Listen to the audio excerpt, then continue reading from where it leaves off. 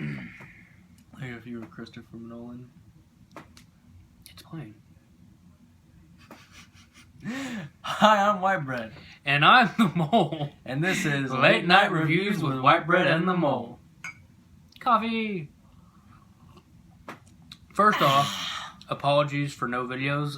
We had a couple on the computer ready to be edited, but lightning hit it. No more computer, no more file, so it's gone. Also, I'm in school. Hmm. I'm getting my degree in memes. So look forward to that. I'm going to become a professor in memeage. Yeah.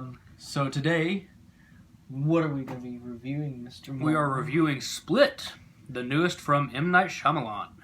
Not Splice. And guess what? It is actually a good horror movie in January. Yeah. That's the biggest twist It's of all. a good movie from M. Night Shyamalan. To be fair, though, I like most of his movies. I do. Yeah, I think that Even the bad ones. even the bad ones are kind of good in a bad way. Yeah, so they it's are. like, whatever. I haven't seen the Will Smith one. But, whatever. Probably don't want to. Anyways, so we saw Split, and This is going to be our non-spoiler review. We're going to That's do right. a spoiler review later. You do not want this spoiled for you. It's not really a twist in the purest sense of the word, but it is a unexpected turn of events near the last minute of and there's a dog in our room. your room, technically. the movie. Come here. We've got a special guest this episode. This is Tequila. This is Tequila. Yes. Oh. Do it for the doggo. Oh, such a Anyways, good- what did such you a think doggo. of Split? I have a lot to say about it. But I'll probably forget all the things I have to say. Save that for the spoiler review. Most of the stuff. Well, I'm probably. not gonna go into what it actually is. I'm gonna start out by saying it is very much as advertised, which is different and I think better than a lot of M. Night's movies. A lot of them I think, they get bad reviews in large part because they were advertised in a way that doesn't really represent what the end product actually was. The Village, for example, it was kind of a thriller, but really it was More of a romance, yeah. and it was a period film, and it was advertised as like this horror movie, and then everyone hated it. And I thought, to be fair, it's a pretty good stylistic. Objectively, without without knowing anything about the film, if you No. watched it, it is a pretty good film. Yeah, I think a lot of films are like that too. Like if you watch them without watching the trailer, they're totally fine. The movies. expectation just didn't match what people got. So This movie is completely different from that. Like it's very if anything, it probably has like the least twists I would say of most M. Night Shyamalan's movies. Like there's not just Pretty- crazy like right angle stuff. It's pretty much straightforward. What is advertised is what you get. It's a horror thriller. More thriller than horror, but a little bit of horror. As someone who holds a bachelor's degree in psychology, gotta say, do not go in here expecting 100% accuracy about dissociative identity disorder or split personalities. Don't expect that.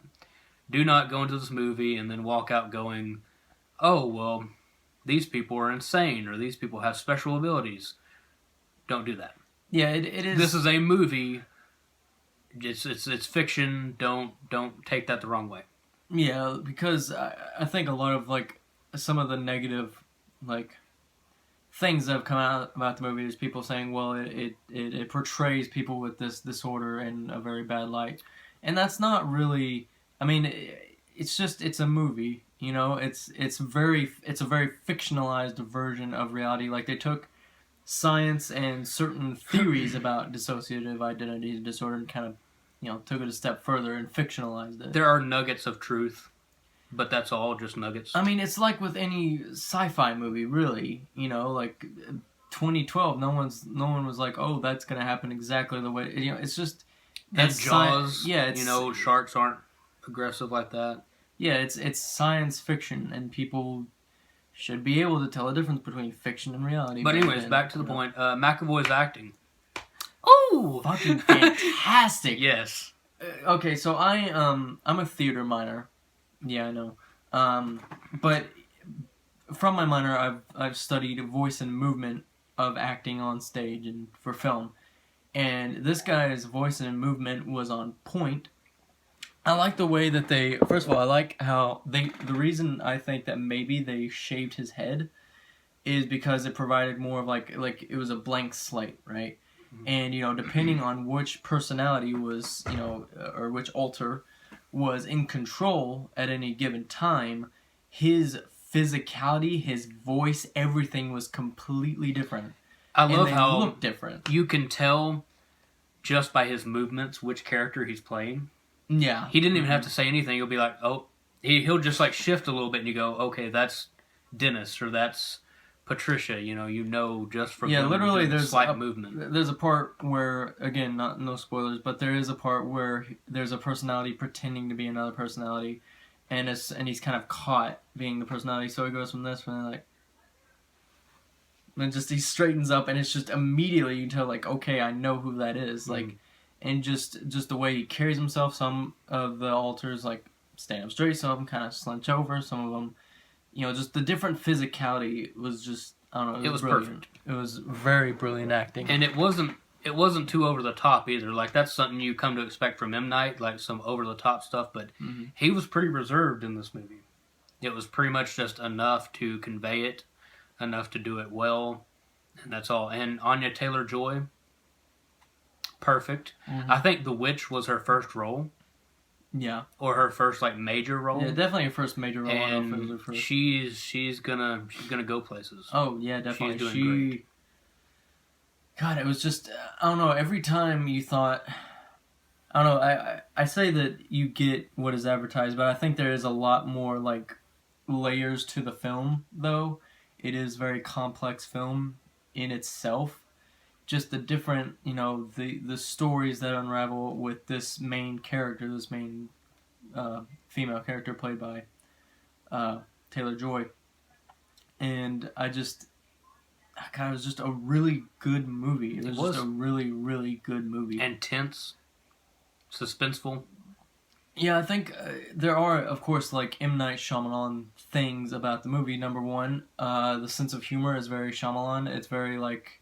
a little awkward. I love that about Shyamalan's films. Even the bad ones, he's able to portray awkwardness. Dark and awkward. Just kind of awkward, like, just makes you uncomfortable. I like that. Also, as far as, like, over-the-top stuff, there's nothing really over-the-top. Except for the... Yeah, there's... Well, we'll get into that. There's certain points where there's a little bit of, like, that kind of cartooniness. But, like, other than that... but yeah, it was just overall, I would say, a really good film. The light's coming in weird. Anyways, what would you score it? We'll go into the spoiler review next. It's going to come out right after this. So, Ooh, and we'll go deep into spoilers.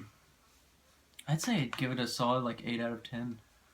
Like honestly, like I'm tempted to give it a little bit more, but it just seems like 9 out of 10 is such a like phenomenal movie, and I don't know if it was phenomenal, but it was definitely a really good, I think some critic called it an extraordinarily watchable film, and that's definitely what it is. I'm going to give it an 8. There's never a dull moment. Yeah, definitely. So yeah, go see it. Okay, yeah. In conclusion, go see it.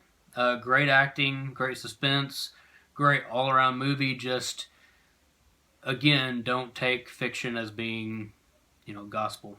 Yep. The disorder is not portrayed in a completely realistic way, so. You're gonna offend everyone who's religious in the world. Don't think religion is... Anyways, this has been Late Night Reviews with White Bread and the Mole. Bye.